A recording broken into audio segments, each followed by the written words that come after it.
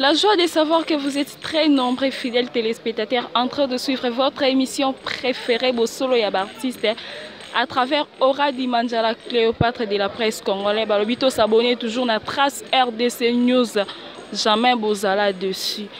Aura la Cléopâtre azawana pona koyambela bino ba musicien, ba politicien, ba chroniqueur nazawana pona bino vraiment naza lelonga mon côté lelo na yambeli bino misusu René Abiri.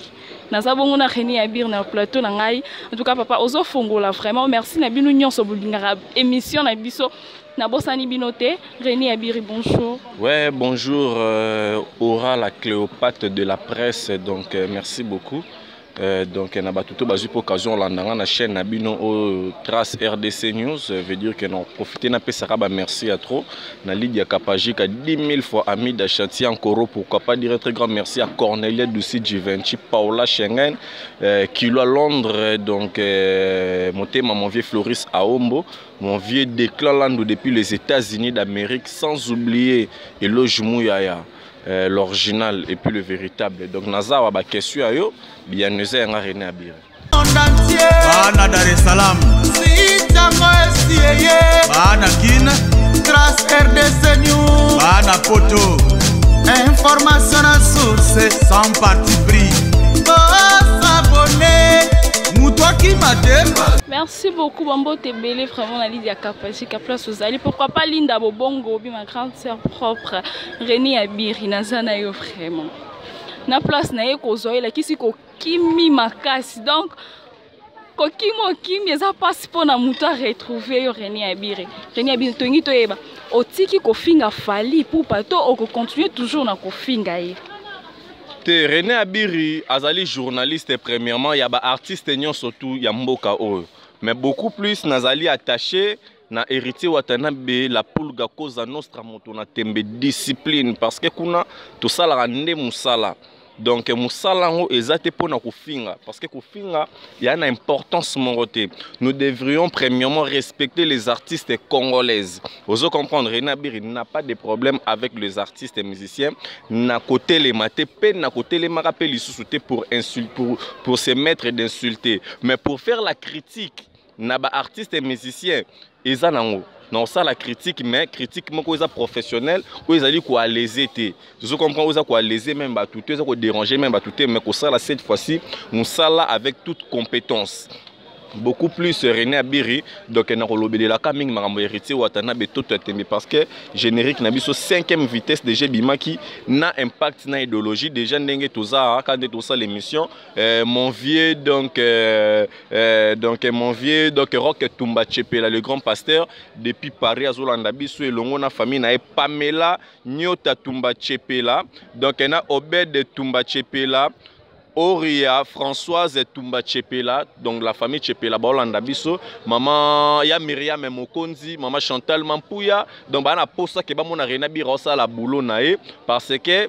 kokangisa banini ba makambe belé les cas qui René Abiri kokangisa e ko luka na ba policier ba makambe belé voilà pourquoi ngamro na zwa ki décision na kofinga la ngai te na koloba pe makambo pe ya mutu te mais na kosala nde critique ozo comprendre autocritique professionnelle si critique yango na nezo créer bino ba problème po ndi ozana yebi ke otie batu batambola na ya danger ba bozo beta bango na ndinga mukele. Ouais donc bato batambola na bango ba mettre na nga bazala ki victime ya frappe donc na niveau ya 8 décembre ba beta ki bango batu na nga na langa na bango et ça la vraiment propreté yango na kosenga kana ba artiste musicien ya Congo to sala nde musala. Donc ba critiquer yo ba lobeleli makamna yo donc eza nango normal de l'autre part eza ko sunga yo pe na bato pe tonso ba découvrir ki yo te ba découvrir yo à l'aide ya mutu critique à la bien comprendre pourquoi bato musu ba boya critique aux critique au commission le rôle problème ngo boye o ko portera nango bato ba plainte so fundaka nango bato et yo ça la vraiment malamu te le rôle ndeti boye vraiment. Non, féliciter Fali pour handicap la merveille. Vous comprendre pour na 3 trophées azui ezali fierté puis honneur. Il y a artistes et musiciens na biso nyon surtout ya Congo. Vous comprendre mais biso na ngambu na biso la team wata tozo salande musala na biso. Tozalaka na ba ennemité. En plus abeti pe 3 concerts na poto. Ouais ko beta 3 concerts eza mabete. Ozo comprendre na yoka ki basango keno ya liboso erataki mais ya mibale be simba ki ya misatu pe simba ki na yango. Donc coup de chapeau na ye artiste fali pour ça la boulot na ye na ndenge moko ya bien. Donc a évolué toujours mais ce qui est plus important dans la musique ya Congo oh il faut pas découvrir les nini. Le problème en est quoi?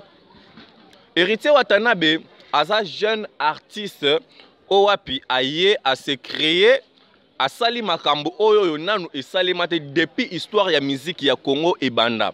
Octobre belana on fallait pour baser trois trophées. Oyo nanu artiste congolais mon côté ya tika la kozwa yango. Te mais soko lo balanga ke fallait pour baser 3 trophées. Oui, ça bien. Na génération oyo tozaleli na kata Congo. Vous comprendre donc à 3 trophées c'est bien.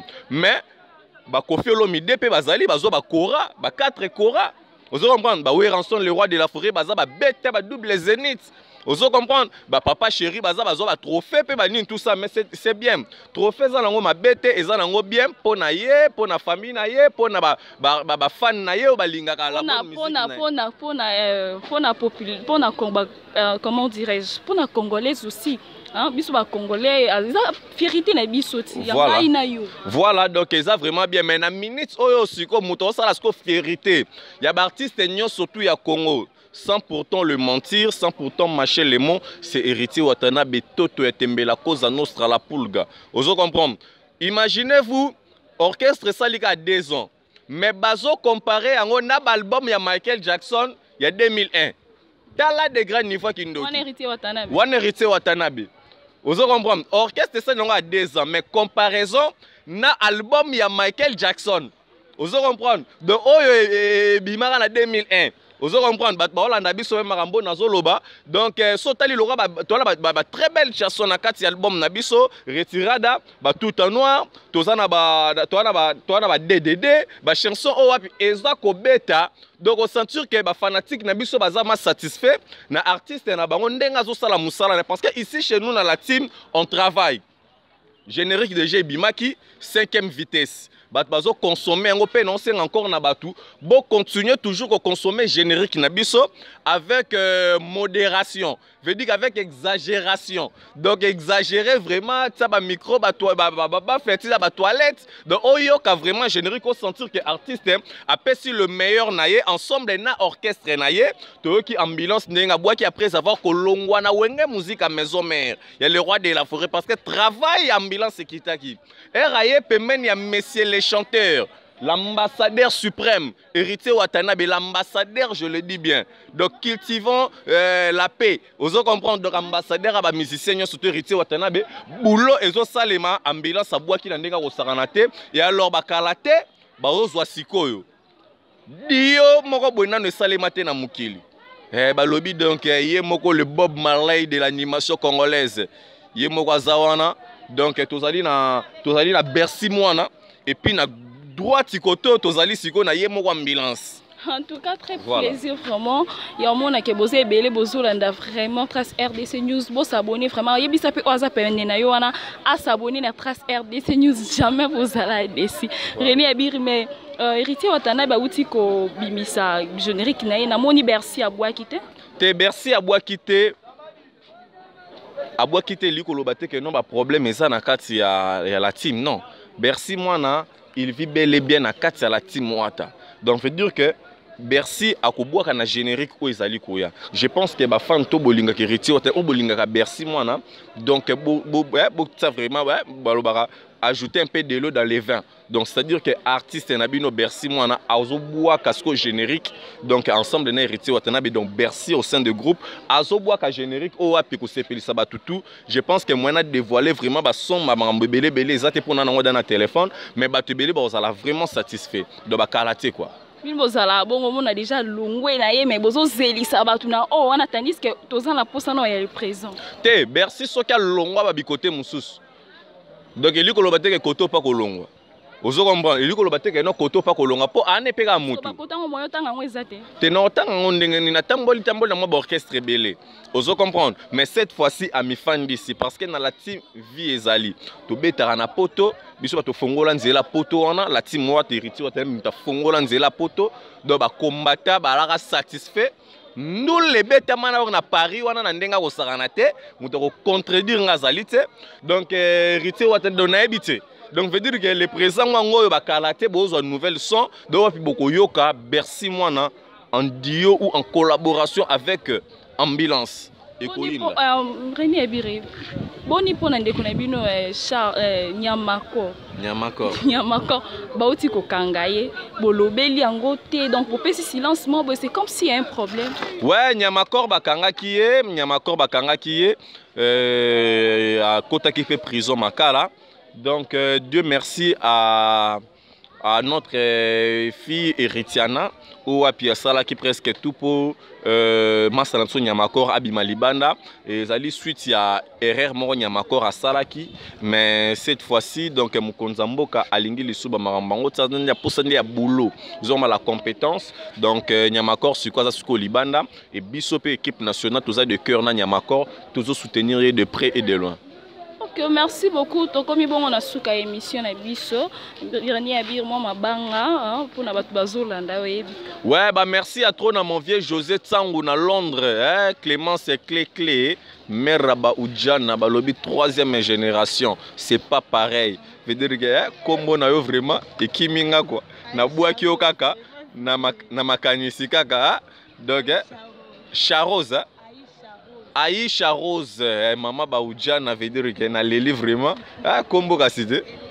Eliane, ma babi Eliane Carré Club, balobi Eliane Carré Club. De tout coup, elle a place on a Eliane, sur dans la besoin veut dire que ma solo, n'endenga bien. Bah merci à trop na yo pendengo yambinga. Déclare Landou veut dire que non singa na batamite mama lamu, bah soutenir chaîne Oyo et Kendeli Bosso, bah continuer qu'à s'abonner.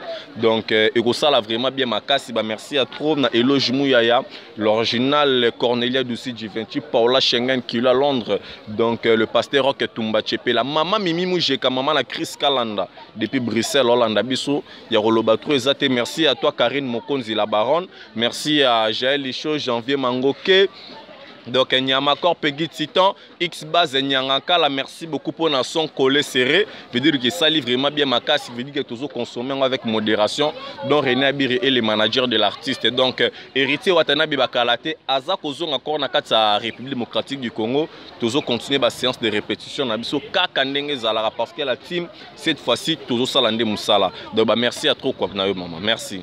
Ok, merci beaucoup. Nabino Nyonso Bozala qui vraiment est belle pour na kolanda biso. Bon s'abonner toujours et en cas toujours bien là c'était bon s'abonner toujours. Merci vraiment na ba soutien Nabino ça la rabiso vraiment bien tant bozo soutenir tant bozo benga pour na ba conseil. Ah merci Nabino na roboa comme tout libanga dans les zaki à liboso. Merci. Au revoir.